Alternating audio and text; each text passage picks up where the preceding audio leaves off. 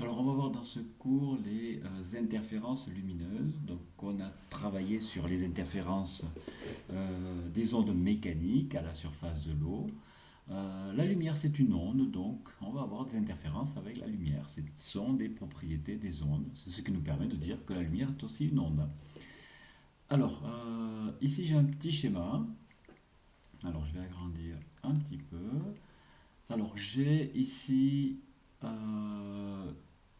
une source qui va éclairer, deux fentes ici, F1 et F2.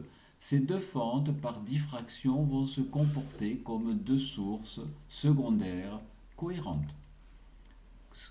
F1, F2, alors moi j'ai appelé ça S1, S2, mais c'est pas grave. Donc ici, dans la zone où vous avez ces deux sources ou ces deux faisceaux lumineux qui se superposent, vous allez avoir un phénomène d'interférence ici sur un écran. Vous allez avoir une succession de franges colorées et sombres. Alors frange colorée, ça veut dire amplitude maximale, frange sombre, ça veut dire amplitude nulle, ça veut dire lumière plus lumière est égale à obscurité. Donc ici, une source qui va créer deux sources secondaires qui seront cohérentes, parce que créées à partir de la même source. Hein. Cohérente, ça veut dire même fréquence, rapport d'amplitude constant et différence de phase constant. On a vu ça dans le cours précédent.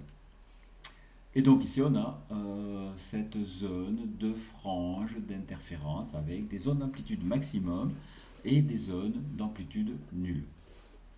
Donc on va voir ici, alors on va ici, alors moi j'ai appelé la source principale S, hein, et mes deux sources secondaires sont S1 et S2, comme dans le cours sur les ondes mécaniques.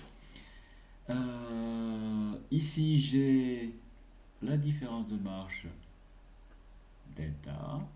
Donc delta c'est quoi? C'est pareil que ce qu'on a vu. Hein. Delta c'est égal à d sinus θ. Alors comme θ est petit, je vais écrire ici, θ est petit, je peux dire que sinus θ, bah, c'est pratiquement égal à θ. C'est pour ça que ici j'écris que ma différence de marche ici, bah, c'est égal à d fois θ. Alors si je regarde ce triangle ici, donc je vais le représenter ici. Si je regarde ce triangle ici, comme ça, je retrouve l'angle θ. Je retrouve l'angle θ ici.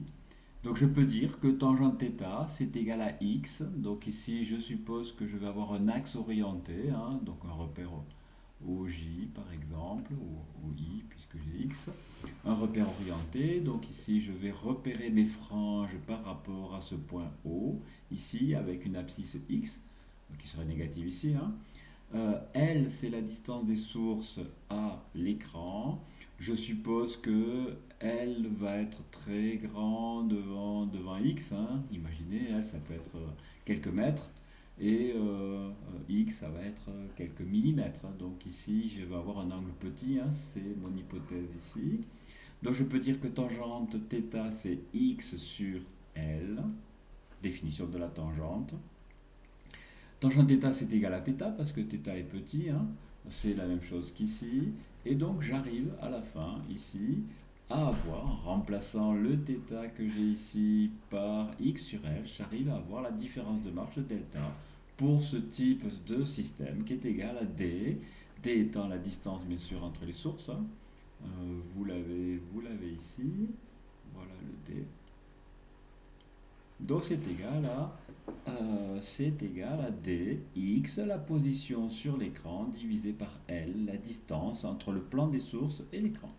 Donc voilà ma différence de marche exprimée ici en fonction de mon système.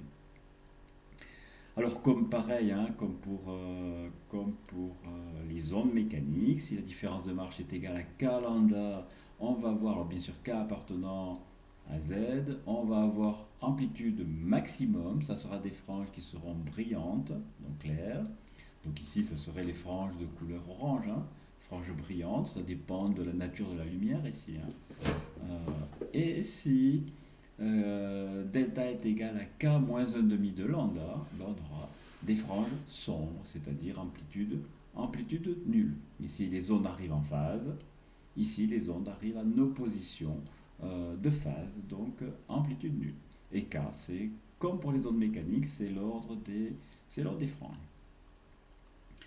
Alors, on va parler maintenant de ce qu'on appelle l'interfrange. L'interfrange, c'est la distance entre deux franges successives de même nature. Alors, on l'appelle delta x ou i, i comme interfrange, hein, delta x, variation de x. Alors, je vous montre ici l'interfrange, par exemple. Donc, je vais agrandir. L'interfrange, ce serait la distance qui séparerait deux franges successives de même nature, donc ce serait la distance entre ça et ça. Donc ici, j'aurai mon interfrange. Alors pour la calculer, pour la déterminer, ben on va prendre deux franges de même nature, successives, consécutives ou successives. Donc ici, j'ai delta qui est égal à dx, la frange d'ordre k ici, donc xk sur L, c'est mon delta que j'ai trouvé, est égal à k lambda, donc j'ai choisi de prendre deux franges brillantes ici, consécutives. Donc je vais calculer ici, avec ceci, la position x de la frange k, et ensuite ici, je vais prendre le delta, ici, alors ce serait le delta prime, d'une autre frange successive, la frange de xk plus 1, ici. Et donc c'est égal à k plus 1 lambda. Et je vais faire la différence ici, xk plus 1 moins xk, qui va être le delta x ou l'interfrange. Et je trouve que c'est lambda L sur d.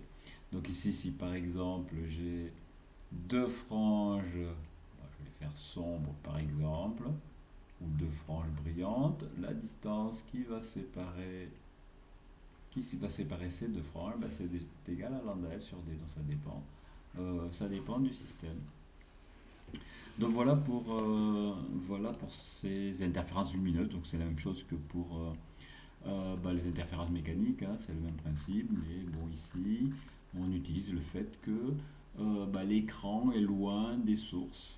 Ici la distance entre S1 et S2, si on revient à l'école je vous montrerai, c'est une fraction de millimètre si vous voulez, et je place mon écran à quelques mètres, hein. Dans le laboratoire je place ça à 5-6 mètres. Donc ici on a fait ces approximations avec ces sinus θ égale à θ, et tangente θ est égal à θ parce que θ